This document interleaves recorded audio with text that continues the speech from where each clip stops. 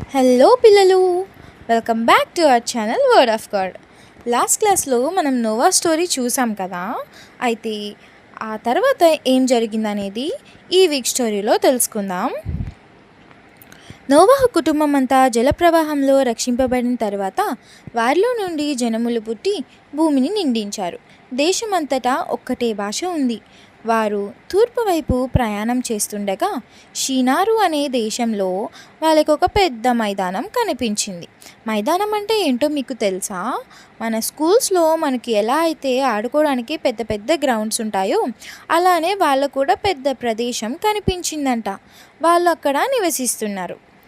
అయితే వాళ్ళు ఇలా మాట్లాడుకుంటున్నారు, మనం అందరం ఇటుకలు తయారు చేసి ఇక్కడే పెద్ద గోపురం కట్టుకుందాం, అందరం ఇక్కడే ఉండిపోదాం, అప్పుడు మనం ఎప్పటికీ విడిపోము అని మాట్లాడుకుంటున్నారు. ఇదంతా దేవుడు చూస్తున్నాడు. అయితే దేవుడు ఏమని చెప్పాడు? ప్రజలు భూమిని నిండించి భూమి అంతటా వ్యాపించమన్నాడు కదా.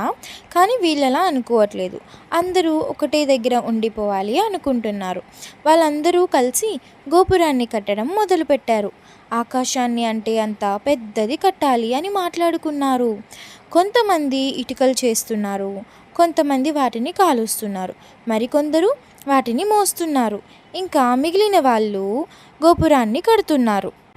అయితే ఇదంతా చూస్తున్న దేవుడు హఠాత్తుగా వాళ్ళ భాషలను మార్చేశాడు. వాళ్ళకి ఒకరు చెప్పేది ఒకరికి అర్థం కావట్లేదు. ఒకరితో ఒకరు మాట్లాడుకోలేకపోతున్నారు. ఇంకా చేసేదేమీ లేక వారందరూ వేరు వేరు ప్రదేశాలకు ప్రయాణమయ్యి వెళ్ళిపోయారు.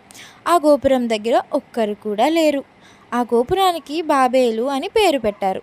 బాబేలు అంటే అర్థం తెలుసా? బాబేలు అంటే తారుమారు అని అర్థం. కాబట్టి మనం కూడా మన ఇష్టానుసారం కాకుండా దేవుని చిత్తానుసారం అన్ని పనులు చేయాలి. ఆయన చెప్పినట్లు మనం నడుచుకోవాలి. ఈ స్టోరీ మీకు నచ్చినట్లయితే లైక్ చేయండి, షేర్ చేయండి, అలాగే మన ఛానల్ని సబ్స్క్రైబ్ చేసుకోండి. అండ్ నెక్స్ట్ వీక్ మళ్ళీ కొత్త స్టోరీతో కలుసుకుందాం. బాయ్.